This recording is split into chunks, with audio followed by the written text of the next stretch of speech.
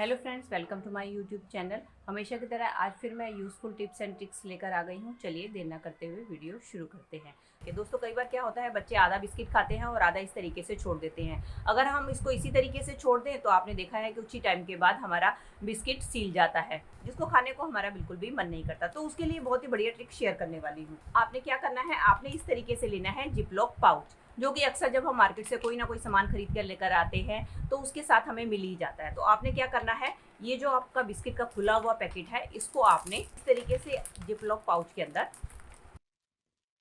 रखकर इसको सील कर दें।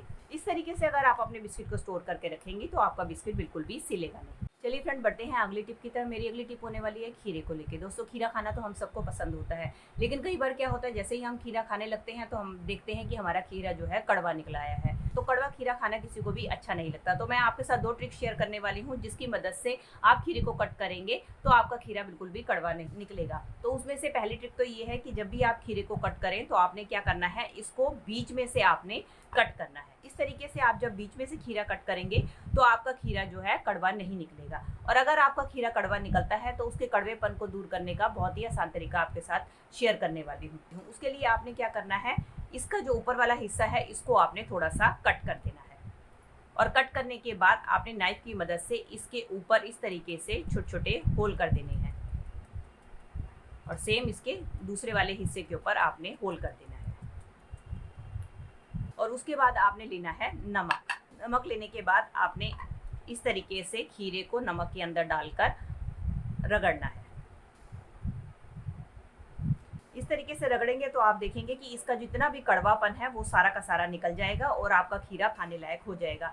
पुराने ज़माने में हमारे दादी नानी इसी तरीके से खीरे के कड़वेपन को निकाल कर दूर करती थी। इस तरीके से जब भी आपका खीरा कड़वा निकल आए तो आप इस ट्रिक का इस्तेमाल कर सकते हैं। चलिए फ्रेंड, बढ़ते हैं अगली टिप की तरफ। मेरी अगली टिप होने वाली है नींबू के छिलकों को लेके। दोस्तों, अक्सर हम नींबू का तो इस्तेमाल कर लेते हैं, लेकिन इनके छिलके फेंक देते हैं। तो आज इनका बहुत ही बढ़िया रीयूज आपके साथ शेयर करने वाली हूँ। तो इसके लिए आपने क्या करना है, आपने लेना है इस तरीके का कांच का कोई भी जार, या आपके पास बॉटल है आप उसका इस्तेमाल कर सकती हैं। अब आपने क्या करना है, इन सारे नींबू के छिलकों को आपने इसके अंदर डाल देना है। और साथ ही साथ आपने इसके अंदर अपने घर पे रखा हुआ कटा हुआ खीरा, अदरक और पुदीना के पत्ते अगर आपके पास अवेलेबल है तो आप इसके अंदर डाल सकते हैं। अगर नहीं है तो ये ऑप्शनल है। आप इन सब चीज़ों को इसके अंदर डाल दें। और डालने के बाद अब हम क्या करेंगे, इसके अंदर हम डाल देंगे नॉर्मल वाटर और पानी डालकर हम इसको भरकर रख देंगे।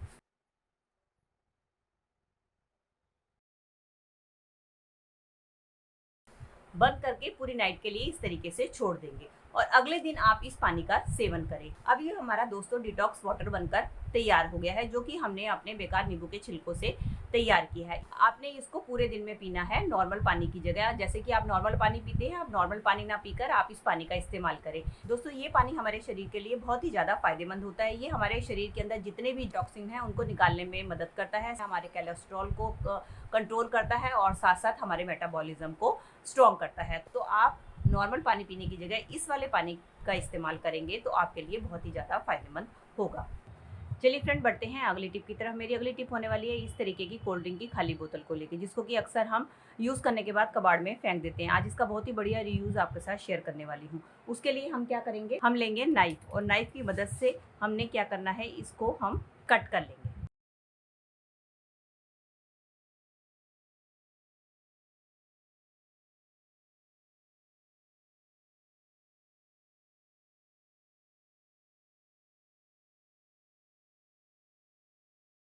दोस्तों, कई बार हमें वॉश बेसिन से बाल्टी भरनी होती है तो उसके लिए हमें पाइप चाहिए होता है, लेकिन कई बार पाइप नहीं होता।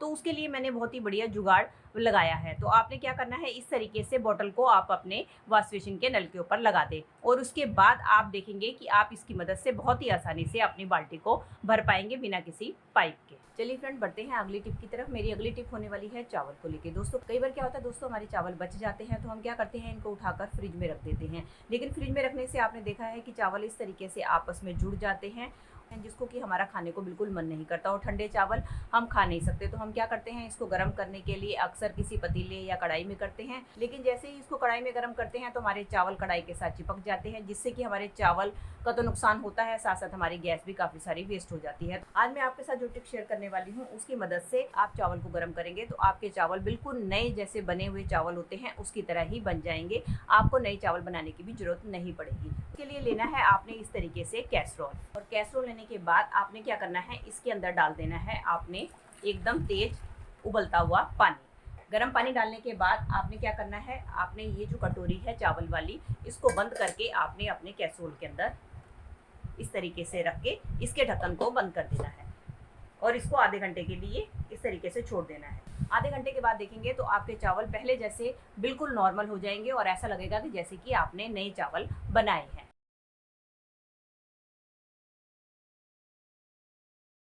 चलिए फ्रेंड, मेरी अगली टिप होने वाली है कप को लेके। दोस्तों, कई बार हम सस्ते के चक्कर में लोकल मार्केट से कप खरीद कर ले आते हैं, लेकिन क्या होता है जैसे ही हम इसके अंदर चाय दूध डालते हैं तो हमारे कप बहुत जल्दी चटक जाते हैं। तो उसका बहुत ही बढ़िया जुगाड़ लेकर आई हूँ कि जब भी आप नए कप लेकर आए तो आपने एक काम करना है, आपने रखना है इनको फ्रिज में। फ्रिज में आप कुछ देर के लिए इनको रख कर छोड़ देंगे और उसके बाद जब आप इसको यूज़ करेंगे तो आप देखेंगे कि आपके कप जो है पहले से ज़्यादा मजबूत हो जाएंगे और ये लंबे टाइम तक चलेंगे, बिल्कुल भी टूटेंगे नहीं। और साथ ही साथ दोस्तों, आपको मैं ये भी बताने वाली हूँ किन बातों का आप ध्यान रखें जिससे कि आपके बिजली का बिल कम आए।